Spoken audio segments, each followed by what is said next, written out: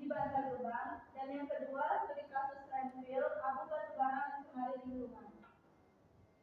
Nah, pencemaran lingkungan terjadi bila daur air materi dalam lingkungan hidup mengalami perubahan sehingga keseimbangan dalam hal struktur maupun fungsinya terganggu.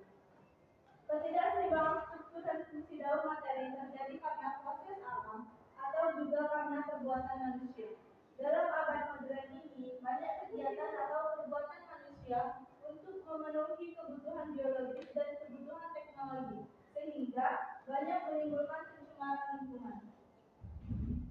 Kasus pencemaran lingkungan di Indonesia sebagian besar masih mendapat penanganan yang minim, sehingga belum optimal. Salah satu masalah tentang pencemaran lingkungan disebabkan oleh sampah. Aktivitas manusia dapat menyisakan sampah sebagai bahan buangan, mulai dari sampah industri hingga sampah rumah tangga.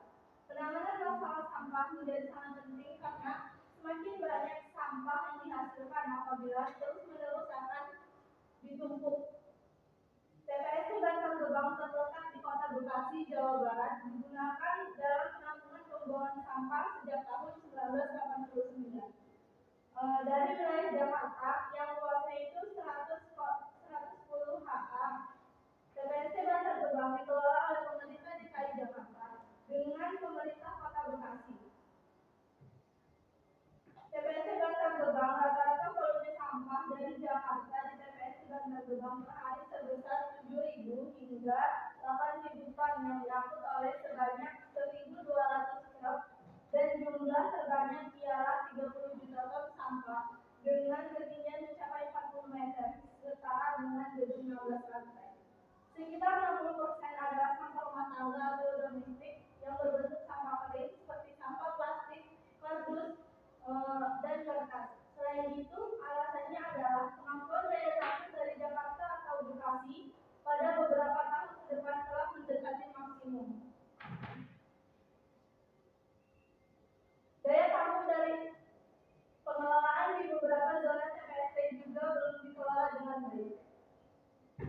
Nah, dampak dari pembuangan sampah di Bantar Gebang ini memiliki dampak negatif, yaitu pencemaran air dan udara. Pencemaran air yang terlihat pada lingkungan tersebut karena adanya sampah yang menjadi busuk, yang kemudian menghasilkan air yang kotor dan mencemari air sungai dan air sumur di penduduk sekitar.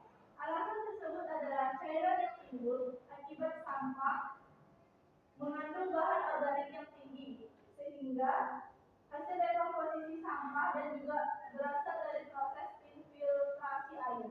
Begitupun dalam kondisi udara di sana. Banyak masyarakat sekitar yang merasa terganggu ketika timbul bau yang tidak sedap dari lingkungan sekitar Bantar Gebang. Sampah yang dikirim ke Bantar Gebang ini akan menimbulkan masalah apabila tidak dikelola dengan baik. Karena sampah ini merupakan penyumbang gas rumah kaca dalam bentuk C4 dan CO2. Nah, dampak kesehatan lainnya yaitu bagi kesehatan. Lingkungan yang tidak sehat mengancam akan kondisi kesehatan di warga sekitar. Tidak sedikit dari mereka yang merasakan penyakit kulit, gatal-gatal maupun diare. Nah, selain dampak negatif tadi, ada pula dampak positifnya, yaitu yang pertama adalah mata pencaharian bagi masyarakat. Berdasarkan hasil penelitian menunjukkan bahwa masyarakat di kelurahan ini mayoritas adalah petani. Tetapi setelah adanya tempat pembuangan sampah ini, mereka mengalami perubahan sosial. Ada perubahan secara mata pencaharian dan perubahan secara interaksi sosial di masyarakat yang cenderung heterogen. Karena banyak masyarakat pendatang yang menetap di kelurahan tersebut untuk mencari pekerjaan. Masyarakat yang bekerja di lokasi tersebut diberi uang kompensasi atau bantuan infrastruktur. Nah, dampak positif lainnya yaitu sampah bisa menghasilkan listrik. Sejatinya pengelolaan sampah yang baik dan benar dapat memberikan manfaat bagi masyarakat sekitar. Bukan hanya mata pencaharian saja, tetapi bisa dari aspek pengelolaan sampah yang berbuah daya listrik. Contohnya, pada perusahaan yang mengelola energi listrik yang dibangun oleh tenaga sampah yang berlanjut sampai penjualan ke perusahaan listrik negara. Tempat pembuangan sampah tersebut menghasilkan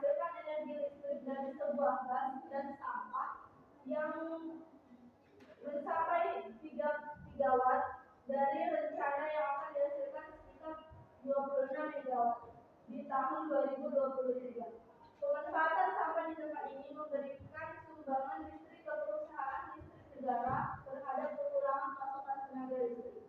Adapun solusi dari studi kasus yang pertama itu strategi powerhouse atau pembangkit listrik tenaga sampah. Yang kedua, membuat strategi fasilitas pengomposan. Yang ketiga, strategi pengolahan air bersih. Dan yang terakhir, strategi landfill mining atau reset related well atau RDF well.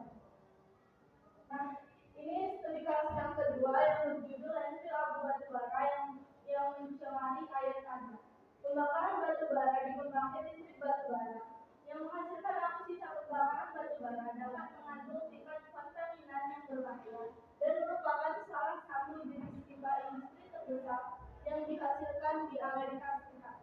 Abu batubara ini telah disimpan di kolam abu dan telah mencemari tanah dan badan air di sekitarnya. Di Amerika Serikat, sekitar 110 juta ton abu batubara yang dihasilkan pada tahun 2012. Lebih dari separuh abu batubara yang dihasilkan di Amerika Serikat dibuang ke kolam abu atau tempat pembuangan sampah. Pada tahun 2020 terdapat 310 tempat pembuangan sampah aktif di lokasi dan 735 tempat pembuangan sampah permukaan yang aktif di Amerika Serikat. Nah, adapun dampaknya yaitu mencemari air. Dampak pencemaran air oleh limbah batubara juga perlu diperhatikan.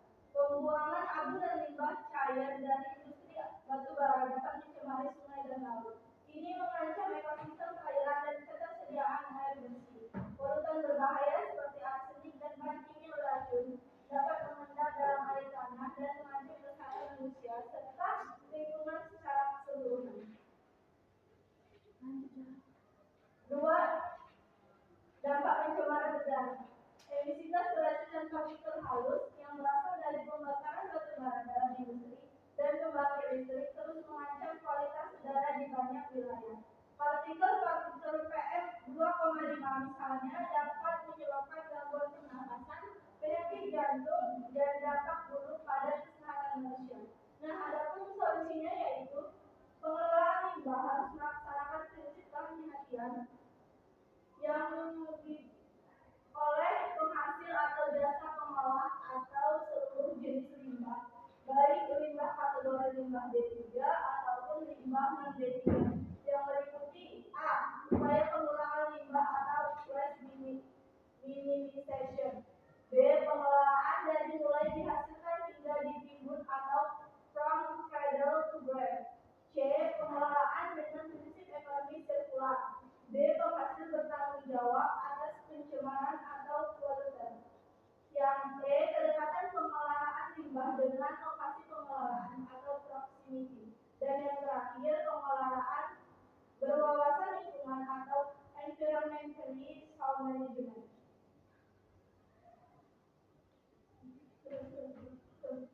Nah, kesimpulannya, pencemaran lingkungan akibat limbah rumah tangga dan limbah industri memiliki dampak yang serius terhadap ekosistem dan kesehatan manusia. Limbah rumah tangga seperti plastik, bahan kimia, dan limbah organik dapat mencemari air, tanah, dan udara.